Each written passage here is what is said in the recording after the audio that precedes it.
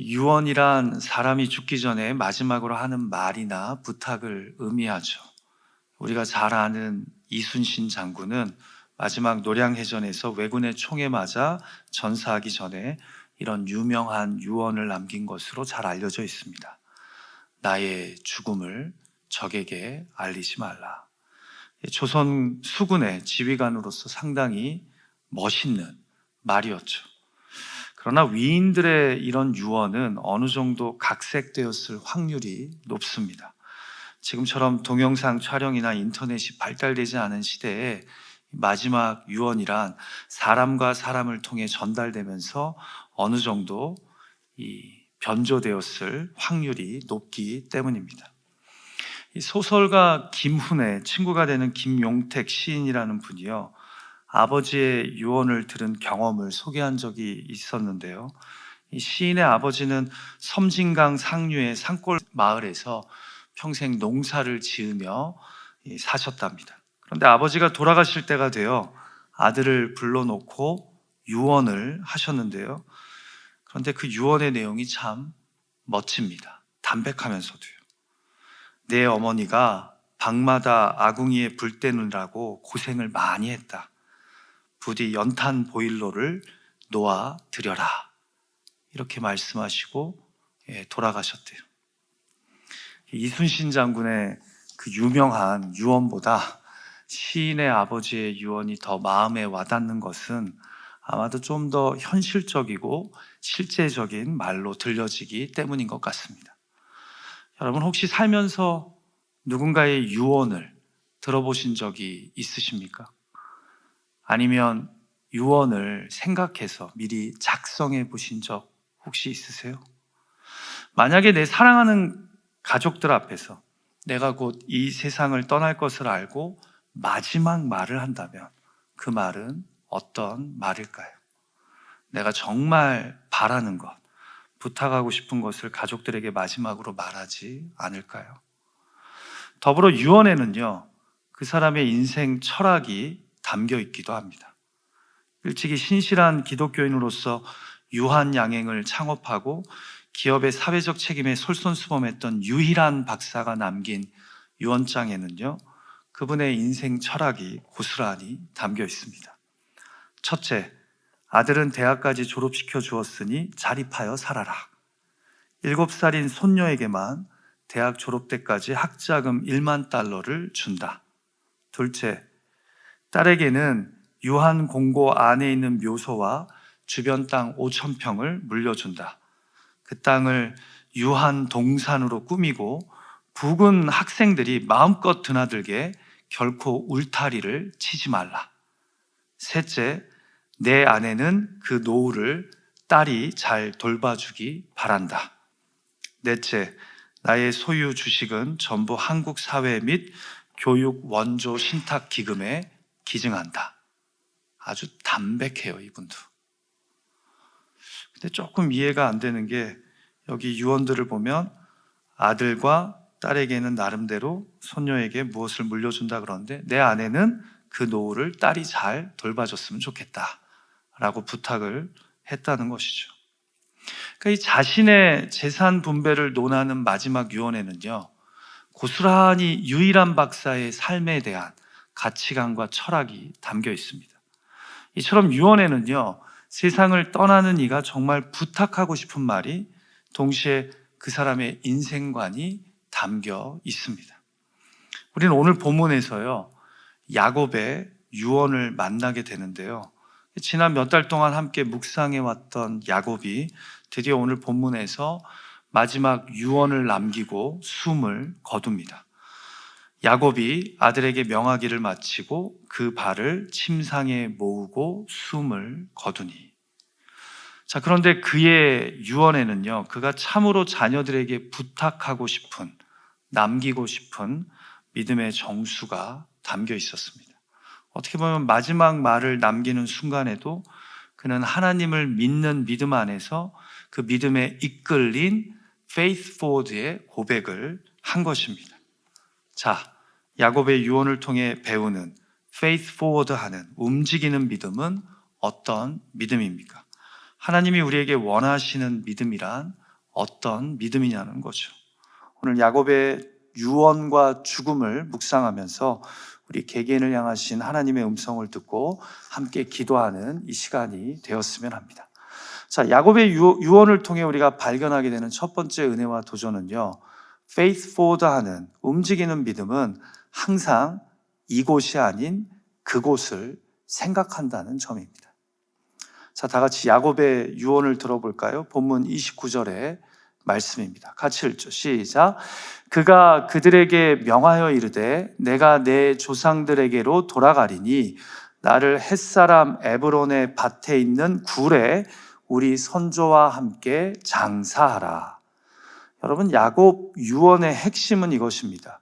바로 내가 죽은 후에 나를 애굽이 아닌 할아버지 할머니 그리고 나의 부모님이 장사된 가나안 땅 에브론의 밭에 있는 마므레 앞 막벨라 굴에 묻어달라는 겁니다. 그리고 결국 본문 다음 장인 50장 13절 말씀을 보면요, 야곱이 어떻게 됩니까? 그의 유언대로 애굽이 아닌 마므레 앞 막벨라 굴에 장사됩니다. 같이 한번 50장 13절 말씀 읽어볼까요? 시작. 그를 가나안 땅으로 메어다가 마므레 앞 막벨라 밭 굴에 장사하였으니 이는 아브라함이 헷족속 에브론에게 밭과 함께 사서 매장지를 삼은 곳이더라. 여러분, 그냥 궁금하지 않습니까? 왜 야곱은 이렇게나 가나안 땅에 돌아가서 할아버지 할머니, 아버지 어머니와 함께 묻히기를 원했을까요? 그리고 성경은 왜 이 이야기에 집중하는 것일까요? 하는 궁금한 말입니다. 여러분이 잘 아시다시피 이제 창세기는 50장에서 끝이 납니다. 그리고는 400여 년이 지난 후에 이스라엘의 출애굽 이야기가 시작됩니다. 그래서 야곱 개인의 삶도 그렇지만 창세기가 마무리되는 50장은요, 매우 중요한 장입니다. 창세기가 끝나고 출애굽기가 시작되는 기로에 있는 것이 50장이기 때문입니다. 그런데 성경은 50장의 가장 중요한 이야기로 야곱의 유언과 장래, 그리고 이어서 요셉의 유언과 장래를 기록합니다. 49장과 50장 앞부분에서 아버지 야곱의 유언과 장래 이야기가 나오고요, 이어서 50장 마지막 부분에서 아들 요셉의 유언과 장래로 창세기가 마무리된다는 거죠. 의도성이 보이시나요? 두 사람 다 믿음의 사람으로 49장과 50장에서 하나님의 부르심을 받으며 그 부르심을 받을 때 유언을 했다라는 점입니다. 자, 그런데 놀라지 마세요. 요셉도 죽으면서 유언을 하는데 그 유언의 내용이 야곱의 유언의 내용과 유사합니다. 요셉이 죽으면서 하는 말이 당신들이 언젠가 관 안에 있는 죽은 나의 해골을 메고 올라갈 것이랍니다. 어디로 올라가는 걸 의미할까요? 가나안 땅. 하나님이 우리 조상 아브라함과 그리고 이삭에게 약속한 그 약속의 땅 가나안으로 내가 죽은 다음에 나의 관을 메고 너희들이 올라갈 날이 올 것이다. 뭘 지금 보고 있는 거예요? 400년 뒤에 이스라엘 백성들이 모세의 리더십 하에 이 가나안 땅으로 올라갈 때 나의 관을 메고 갈 것을 그가 바라보고 소망하고 있었다라는 거죠. 같이 50장 25절 말씀 읽어볼까요? 시작. 요셉이 또 이스라엘 자손에게 맹세시켜 이르기를 하나님이 반드시 당신들을 돌보시리니 당신들은 여기서 내 해골을 메고 올라가겠다 하라 하였더라. 그리고 요셉이 죽었어요. 50장 마지막에 있어요. 여러분, 지금 창세기는요, 책을 마무리하면서 야곱이나 요셉이나 다 이곳, 곧 애굽이 아닌 그곳, 곧 가나안을 생각하고 있었다라는 것을 독자들에게 강조합니다. 여러분, 비록 야곱은 흉년을 피해 이곳 애굽으로 잠시 이주했지만 그가 가야 할 곳은 애굽이 아닌 하나님이 지시하시고 약속하신 가나안 땅임을 명확하게 알고 있었던 겁니다. 그래서 혹시 기억나시나요? 46장 4절에서 하나님이 브엘세바에서 애굽 행에 대해 불안해하며 근심하는 야곱에게 뭐라고 말씀하셨습니까? 두려워 말고 애굽으로 가라고. 내가 너와 함께 애굽으로 가겠고 반드시 너를 인도하여 다시 가나안으로 올 거라고 약속하시지 않았습니까? 자, 그런데 오늘 유언을 보니까 야곱이 하나님의 이 약속의 말씀을 잊고 있었습니까? 아니면 마음에 새기고 있었습니까? 마음에 새기고 있었어요. 우리는 그가 가나안 땅을 잊고 있지 않았음을 31절의 유언에서도 확인하게 돼요. 같이 31절 읽어볼까요? 시작. 아브라함과 그의 아내 사라가 거기 장사되었고 이삭과 그의 아내 리브가도 거기 장사되었으며 나도 레아를 그곳에 장사하였노라. 사실 히브리어 성경으로 보면 31절에 히브리어 단어로 샤마, 곧 거기 또는 그곳이라는 단어가 2번이나 연달아 사용됩니다. 개역개정은 3번이나 등장시켰어요. 그러니까 야곱과 이스라엘 백성들에게는 이곳이 아니라 그곳이 있다라는 겁니다. 원래 살아야 할 곳은 이곳 애굽이 아니라 그곳 가나안이라는 거죠. 그런데 여러분, 우리에게도 마찬가지입니다. 우리에게도 영원하고 복된 안식처인 그곳이 있기에 연약하고 결함이 많은 이곳에 영원히 머물지 않을 것을 기억해야 한다는 거죠. 우리 모두가 가야 할 곳은 이곳이 아니라 그곳이라는 겁니다. 사랑하는 기도자 여러분, 애굽에서 아들이 아무리 존경받는 총리로 출세하고 이 대제국에서의 삶이 더 안전하고 편안해도 야곱은 할아버지와 아버지의 하나님이 우리 가족에게 약속하시고 지시하신 땅을, 그곳을 결코 잊지 않고 있었습니다. 그래서 마지막 유언의 핵심은 이곳이 아니라 그곳이었다라는 거죠. 그의 소망과 꿈이 애굽 땅에 있지 않았고 약속하신 가나안 땅에 있었던 겁니다. 그리고 성경은 이런 야곱과 요셉의 신앙을 중요하게 조명하며 창세기를 마무리합니다. 그래야 출애굽기가 존재할 수 있는 거예요. 아무리 애굽에서의 삶이 편하고 좋아도 여호와 하나님의 언약 백성이 있어야 할 곳, 가야 할 곳은 바로 약속의 그 땅 가나안이라는 거죠. 그러면서 창세기를 마무리하는 겁니다. 사랑하는 기도자 여러분, 저는 오늘 본문 말씀을 묵상하면서 이런 질문을 스스로에게 던지게 됩니다. 저와 여러분은 얼마나 우리에게 약속된 더 나은 본향, 저 천국을 사모하며 이 땅에서의 삶을 살아가고 있냐라는 겁니다. 지금 야곱에게는 그 약속의 땅이 가나안이지만 성경은 우리 모두에게도 이 땅의 고향보다 더 나은 고향이 우리를 기다리고 있다고 말씀합니다. 우리의 신앙과 삶은 이곳을 위한 것입니까? 아니면 그곳을 향한 것입니까? 어쩌면 우리 믿음에 용기와 결단이, 순종과 헌신이 부족한 이유는 우리 신앙이 faith forward 하는 그곳의 신앙이 아니라 이곳을 위한 신앙이기 때문은 아닐까요? 그래서 헌신하기가, 순종하기가, 용기를 내어 결단하기가 어려운 것은 아닐까요? 우리 안에 천국 신앙이나 종말 신앙이 희미해져서 우리가 faith forward 하지 못하는 것은 아니냐라는 겁니다. 오늘 본문은 야곱이 비록 17년을 애굽에서 살았지만 그의 본 마음은 하나님의 약속을 기다리며 가나안 땅에 있었음을 우리에게 여실히 보여줍니다.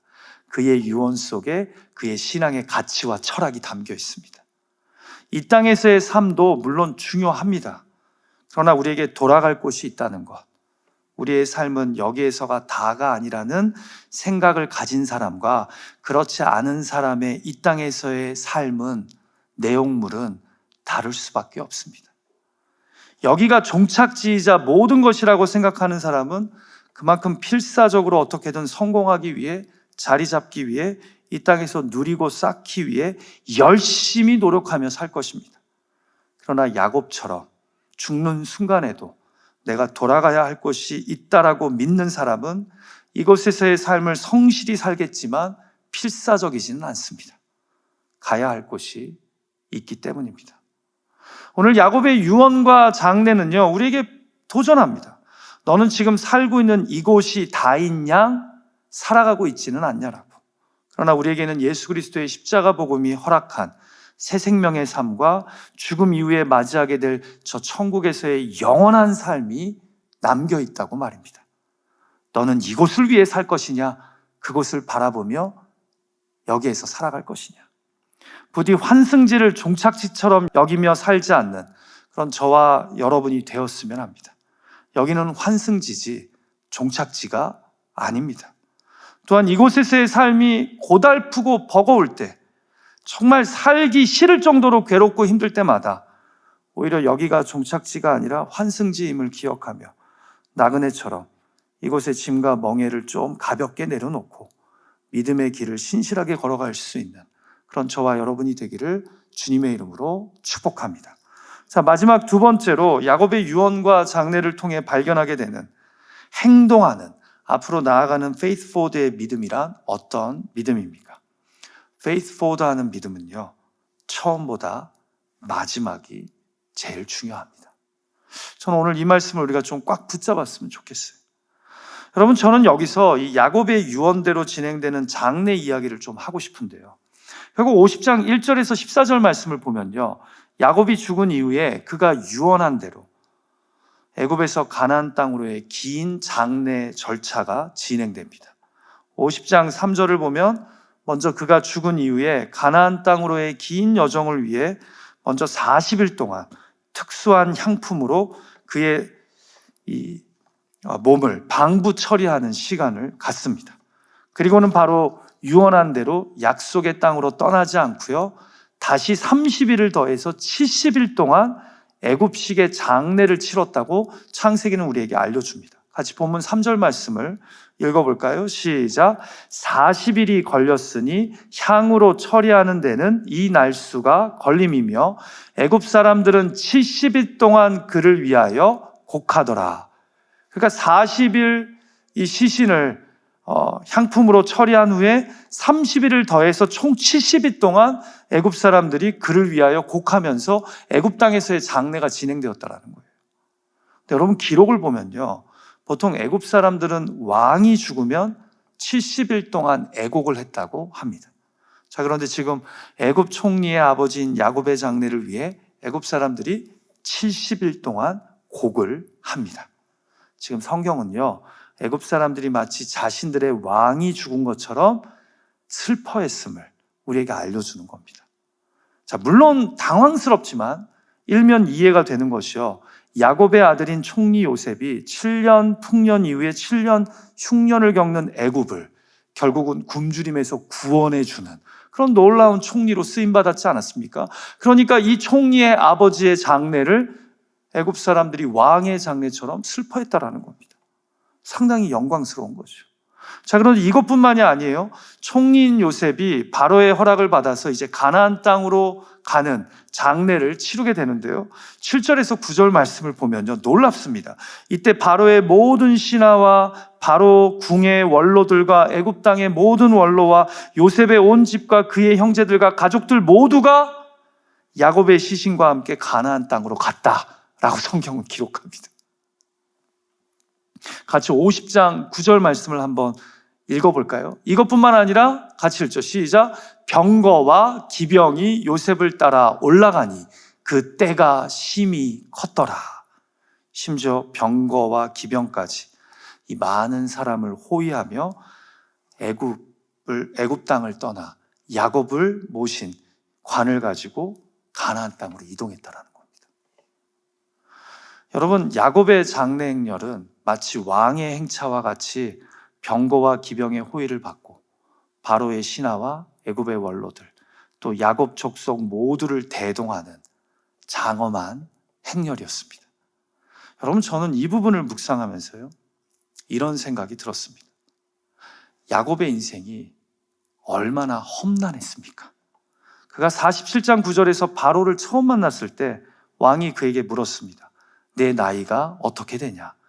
이때 야곱이 자신의 지난 삶을 이렇게 간단하게 정리해서 바로에게 답합니다. 같이 47장 9절 말씀 읽어볼까요? 시작. 야곱이 바로에게 아뢰되 내 나그네 길의 세월이 130년이니이다. 내 나이가 얼마 못되니 우리 조상의 나그네 길의 연조에 미치지 못하나 험악한 세월을 보내었나이다 하고, 내가 비록 우리 조상들의 나그네 연수에는 미치지 못하지만 그 살아온 삶이 참 고달프고 힘들었다는 겁니다. 정말 맞는 말이죠. 그리고 여러분, 솔직하게 그의 삶이 이렇게 험악해졌던 이유는 그가 자신의 꾀와 지혜로만, 힘으로만 살려고 했기 때문입니다. 그리고 자기 욕심대로 막 살았기 때문입니다. 마치 야생마처럼 자기가 원하는 대로 이리 뛰고 저리 뛰어다니면서 살아온 삶의 결과가 바로 험악한 삶이었습니다.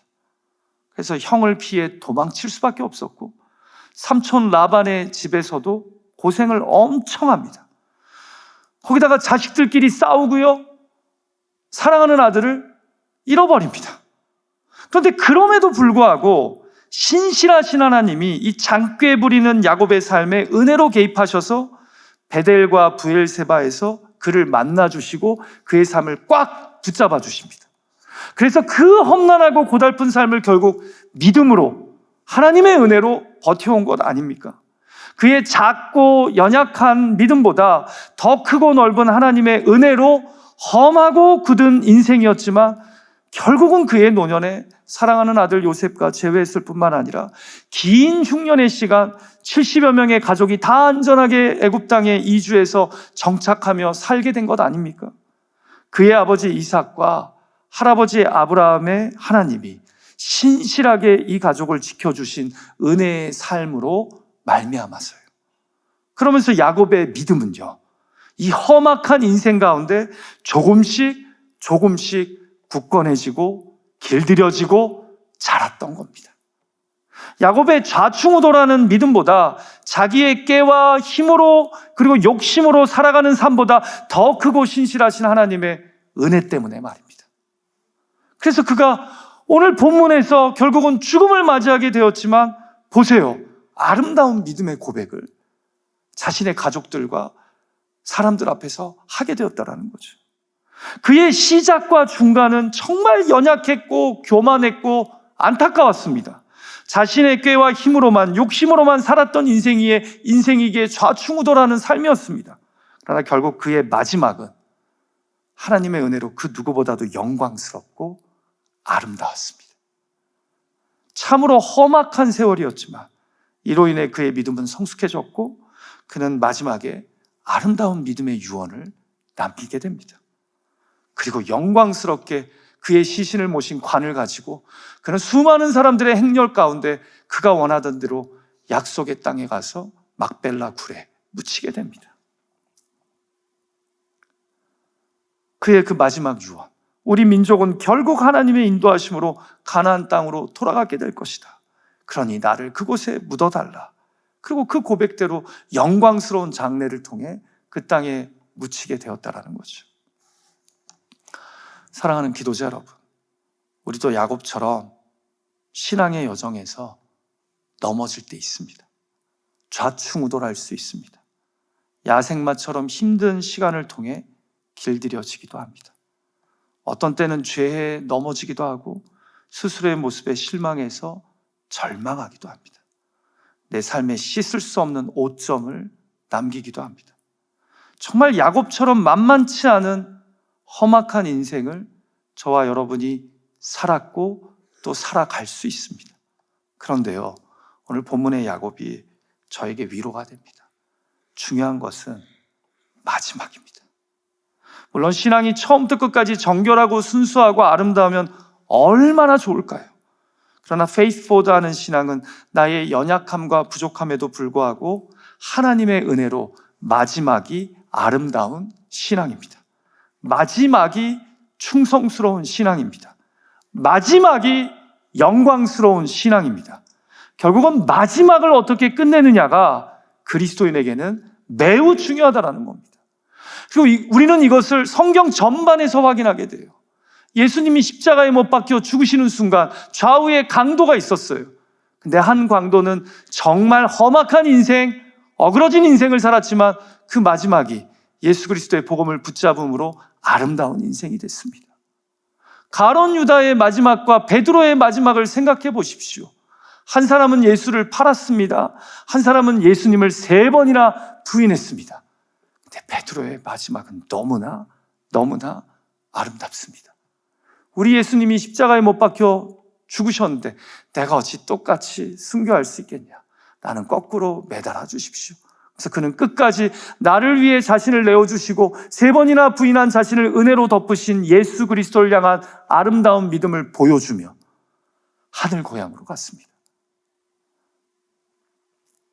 우리들 중에 어떤 사람들은요, 믿음의 처음은 아주 좋았는데 중간에 아름답게 꽃도 폈는데 마지막이 좋지도 아름답지도 않은 분들이 있습니다. 결국 은혜로 살아가는 신앙은요, 마지막이 제일 중요합니다. 물론 처음부터 끝까지 좋으면 정말 좋죠. 감사하죠. 그러나 역시 가장 중요한 것은 마지막에 내가 어떤 믿음을 고백하고 어떤 유언을 남기고 어떻게 내 삶을 마무리하냐라는 겁니다. 마지막 신앙이 충성스럽고 마지막 신앙이 아름답고 마지막 신앙이 십자가 은혜를 꽉 붙잡았으면 그 사람은 믿음의 여정을 잘 마친 사람입니다. 부디 저와 여러분이 처음 못지않게 마지막이 아름답기를 주님의 이름으로 축복합니다. 그러나 지금 험악한 삶 살고 있어도 마지막 순간에 주님의 은혜와 사랑에 잠겨있는 사람들이 되시기를 간절히 소망합니다. 말씀을 마칠까 합니다. 오늘 성경은 야곱의 유언과 장례를 통해 faith forward하는 믿음, 움직이는 믿음, 앞으로 나아가는 믿음은 항상 이곳이 아닌 그곳을 생각하는 믿음이라고 말씀합니다. 그곳을 생각하기 때문에 이 땅에서의 삶을 순전하고 아름답게 신앙할 수 있는 자인 거죠. 두 번째로 faith forward하는 믿음은 처음보다 마지막이 중요한 믿음입니다. 아름다운 믿음입니다. 영광스러운 믿음입니다. 비록 지금 넘어지고 쓰러졌어도 마지막을 아름답게 예수님의 십자가 은혜를 붙잡고 장식할 수 있는 저와 여러분의 믿음의 경주가 되기를 주님의 이름으로 축복합니다.